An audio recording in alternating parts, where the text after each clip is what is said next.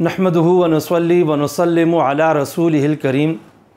On line video call के ज़रिए से निकाह तो मुनक़िद नहीं होता, लेकिन वीडियो कॉल पे और ऑनलाइन इस तरह अगर तलाक़ दी जाए तो तलाक़ वाक़ई हो जाती है। दोनों में वजह फ़र्क ये है कि निकाह में गवाहों का और उनका तहम्मुल शहादत करना ज़रूरी होता है। अगर निकाह न हो तो गवाह न हो तो निकाह नहीं होता, लेकिन तलाक़ के मामले में गवाहों का होना ज़रूरी नहीं है।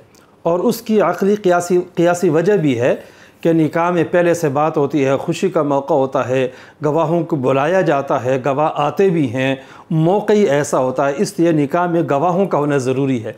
लेकिन शरअन तलाक़ वाक़ई होने के लिए गवाहों का होना कोई ज़रूरी नहीं है। यही वजह है कि मियाँ बीवी आपस में बैठे हैं और तलाक़ दे दें, तलाक़ वाक़ई हो जाती है। गवाहों की ज़रूरत तो तब पेश आती है जब तलाक़ देने के बाद बंदा मुनकिर हो। अगर मुनकिर न हो, इक़रार कर रहा है, तो गवाहों की कोई ज़रूरत नहीं होती है।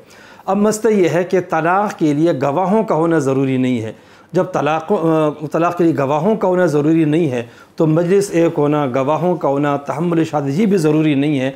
इस बिना पर अगर किसी ने ऑनलाइन अपनी बीवी को तलाक़ दे दी है तो तलाक़ वाक़ई हो जाएगी।